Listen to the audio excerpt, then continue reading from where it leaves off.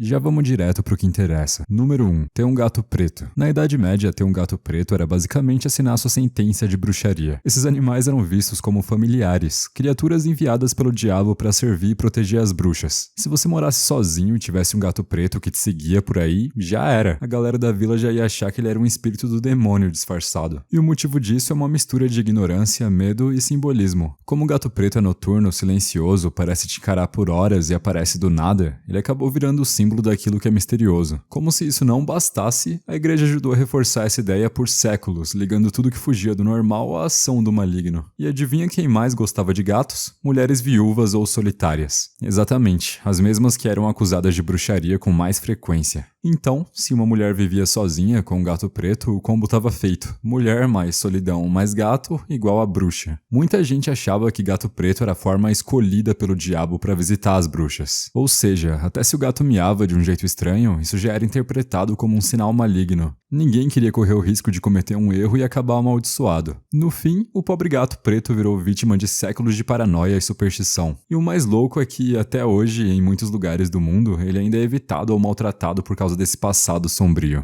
Número 2. Ter sorte demais. Acredite se quiser, na Idade Média, ter muita sorte podia ser motivo de acusação de bruxaria. Sério, se tudo começava a dar certo pra você, colheita boa, dinheiro entrando, vaca parindo saudável, a vizinhança já começava a cochichar. E o motivo é simples, numa época cheia de fome, peste, guerra, ninguém acreditava que o sucesso vinha só de esforço. Se você prosperava enquanto os outros sofriam, algo sobrenatural devia estar te ajudando. E esse algo geralmente era o diabo. Imagina só, você planta feijão e ele cresce rapidinho, enquanto o do vizinho morre com praga. Em vez de pensar em, nossa, que técnica boa, a conclusão era óbvia, né? Pacto com o demônio. As pessoas viviam com medo e buscavam explicações místicas pra tudo, principalmente pra desigualdades que não conseguiam entender. E tinha mais, se alguém se curava de uma doença grave sem a ajuda de padre ou médico, isso também parecia suspeito. A galera achava que só bruxos podiam se livrar de doenças assim, com feitiços e ervas do demônio. Ter sorte demais era visto como antipadrão, e tudo que fugia do normal causava desconfiança. Afinal, o mundo era considerado cruel por natureza. Então, se algo bom acontecia com frequência, ou você tinha proteção divina, ou era fechado com capeta. No fim, bastava se destacar, mesmo positivamente, para virar alvo. Ter sorte era, ironicamente, um azar. Número 3. Ser sonâmbulo. Se você andasse dormindo pela casa ou pela vila na Idade Média, já se prepara. Podia ser acusado de estar possuído ou praticando feitiçaria durante o sono. O sonambulismo era totalmente incompreendido na época. As pessoas viam alguém vagando à noite com um olhar vazio, falando coisas estranhas, e a única explicação que vinha na mente era: isso não é humano. Lembra que o sono, na visão medieval, era um estado frágil da alma. Eles acreditavam que durante o sono o espírito podia sair do corpo. Então, se você se mexia enquanto dormia, era sinal de que alguma outra entidade tinha assumido o controle. E adivinha quem eram os maiores suspeitos? Demônio, sempre eles. Para piorar, os sonâmbulos muitas vezes falavam coisas desconexas que assustavam quem ouvia. Podiam murmurar em latim aprendido sem saber, repetir frases religiosas ou até gritar do nada. Isso parecia um tipo de feitiço ou mensagem do além. E o resultado? A vizinhança logo pensava em bruxa. E se você fosse visto fora de casa no meio da madrugada, ainda mais sem lembrar de nada depois, já era praticamente um ritual satânico na cabeça dos outros. Para um camponês da época, isso não era um distúrbio do sono. Era prova de que você estava se encontrando com um demônio enquanto o resto da vila dormia. Hoje a gente entende que sonambulismo tem causas neurológicas, mas naquela época bastava ser diferente para ser perigoso. E o corpo andando sem ninguém no controle era assustador o bastante para justificar uma fogueira. E não vamos mentir, até hoje o bagulho dá um pouco de medo. Número 4. Ficar doente de forma estranha. Na Idade Média, adoecer de um jeito incomum podia ser a sentença de que você estava amaldiçoado. Ou pior, que você mesmo era o bruxo. Se os sintomas não batiam com doenças conhecidas ou se nenhum remédio funcionava, logo surgia a suspeita, tem bruxaria envolvida nisso aí. O problema é que naquela época a medicina era extremamente limitada. A maioria das doenças era tratada com orações, ervas, sangrias ou até exorcismos. Então, se alguém tinha convulsões, perdia o controle do corpo, via coisas ou gritava como se estivesse fora de si, isso não era interpretado como epilepsia ou surto psicológico, era possessão, maldição ou feitiço. Às vezes só o fato de ter uma doença por muito tempo sem morrer era motivo de desconfiança. A lógica era, se não morre nem melhora, tem coisa errada. Se a pessoa piorar morava só de noite, ou parecia ser afetada por certos objetos ou pessoas, então pronto. A vizinhança tinha certeza de que era alvo ou autora da magia. E pior ainda, se a doença era acompanhada de comportamentos estranhos, falar com alguém invisível, rir sem motivo, se debater, cuspir sangue ou não sentir dor, pra eles isso era impossível sem ter intervenção do sobrenatural. Em muitos casos, mulheres e crianças foram acusadas de bruxaria só por terem doenças mentais ou neurológicas que ninguém entendia. Em vez de cuidado, recebiam medo, isolamento ou julgamento. E tudo isso por algo que hoje a gente sabe que tem nome, causa e tratamento. Número 5. Ter conhecimento de ervas e curas naturais. Na Idade Média, saber curar doenças com plantas podia ser tanto uma bênção quanto uma maldição, dependendo de quem estivesse te olhando. Se você era uma mulher, e principalmente uma mulher mais velha, com algum conhecimento sobre ervas medicinais, já carregava nas costas a suspeita de ser uma bruxa. Isso porque a medicina oficial da época era dominada por homens da igreja ou da elite, e era baseada em doutrinas religiosas, não na observação da natureza. Já as curandeiras, geralmente camponesas, usavam os poderes passados de geração em geração, chás, pomadas, infusões, raízes, tudo isso aprendido com a experiência. Só que se você fazia uma infusão que curava uma dor que o padre ou o médico local não conseguia resolver, logo vinham as perguntas: como ela sabe disso? Por que só ela consegue? Com quem ela aprendeu? E as respostas que muito davam era com o diabo. Isso piorava ainda mais se a pessoa curava doenças estranhas, aquelas que ninguém entendia. Às vezes, só de ter uma hortinha com plantas diferentes no quintal, a fama já começava. Se ajudasse mulheres a lidar com cólicas, infertilidade ou partos, aí era quase certo que você ia de fogueira. Era um paradoxo, curar demais era suspeito, não curar direito também, e muitos dos conhecimentos que hoje viraram base da medicina natural ou da farmacologia foram na época tratados como bruxaria. Número 6. Morar sozinho e ser esquisito. Na Idade Média, ser diferente era perigoso, e morar sozinho já era o suficiente para levantar a suspeita. Se você vivia isolado, seja por escolha ou por circunstância, os vizinhos logo começavam a cochichar. Ah, porque ele não se mistura com a gente, o que será que ele faz lá dentro? A vida comunitária era muito forte na época. Todo mundo se conhecia, participava da igreja, das festas, das colheitas. Quem fugia disso era visto como alguém que tinha algo a esconder, e o medo do desconhecido fazia o povo preencher as lacunas com boatos. Se você ainda fosse tímido, andasse cabisbaixo, falasse sozinho ou simplesmente tivesse hábitos diferentes, como andar à noite, ler ou cultivar coisas estranhas, pronto. Era o combo perfeito para virar suspeito de bruxaria. Número 7. Ter sonhos vívidos ou contar visões. Na Idade Média, contar um sonho estranho podia ser pior do que ter cometido um crime. Se você sonhasse com coisas intensas, batalhas, vozes, símbolos, presságios e comentasse isso em voz alta, logo virava suspeito de bruxaria, possessão ou pacto com forças ocultas. Sonhos sempre foram vistos com fascínio, mas também com medo. A igreja aceitava os sonhos como sinais divinos, mas só quando vinham de santos ou pessoas autorizadas. Se um camponês ou uma mulher dissesse que sonhou com algo profético, isso soava como orgulho demais, como se quisesse se colocar acima dos outros. E se os sonhos viravam realidade então, aí era o fim. Era como se a pessoa tivesse feito aquilo acontecer. Se você sonhasse com a morte de alguém e ela realmente morresse depois, a culpa podia cair em você totalmente. O mesmo valia para ter visões acordado. O que hoje a gente entende como alucinação, experiência espiritual ou até mesmo epilepsia, na época era feitiçaria pura. Ver espírito, ouvir vozes, prever coisas, tudo isso era visto como acesso a forças que ninguém deveria ter. O silêncio era a única proteção.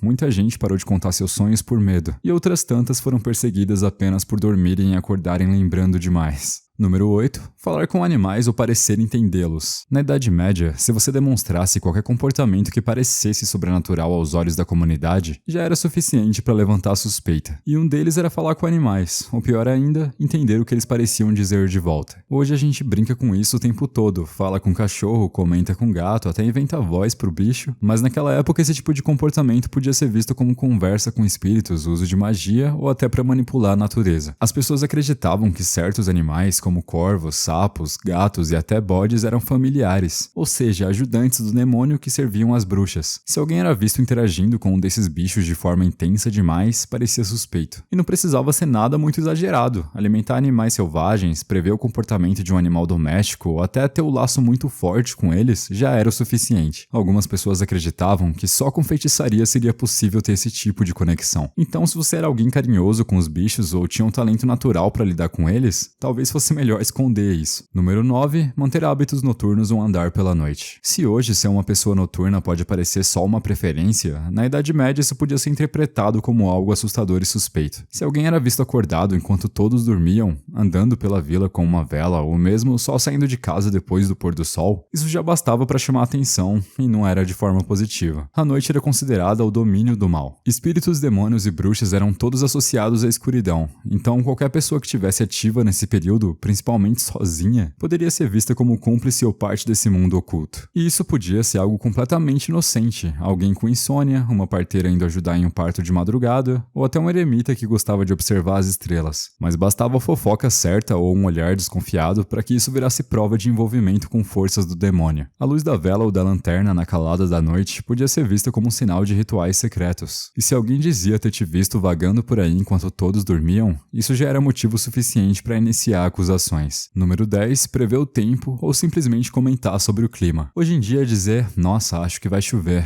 é o tipo de frase mais normal do mundo. Mas na Idade Média, se você falasse algo assim e acertasse, podia parecer muito suspeito. A previsão do tempo era vista como algo fora do alcance humano. Então qualquer demonstração de saber demais sobre o clima podia ser interpretada como intervenção mágica. Se você dissesse algo como, essa nuvem parece pesada, e logo em seguida caísse uma tempestade, era o suficiente pra gente supersticiosa te olhar com desconfiança. E se houvesse uma colheita perdida por causa da chuva ou da seca, quem fez esse comentário poderia virar bode expiatório. Em muitos lugares, as bruxas eram acusadas de controlar o clima. Algumas confissões forçadas diziam que elas causavam granizo, enchentes ou secas através de feitiço. Então, qualquer pessoa que tivesse um olhar atento à natureza, que percebesse padrões ou fizesse previsões baseadas na experiência, podiam acabar sendo vista como responsável por desastres naturais. Era o famoso sabe demais, e na Idade Média, saber demais era perigoso. E isso é tudo pro vídeo de hoje. Eu vou fazer uns vídeos parecidos daqui pra frente, então se você quiser assistir, se inscreve aí pra nós. Valeu, tamo junto.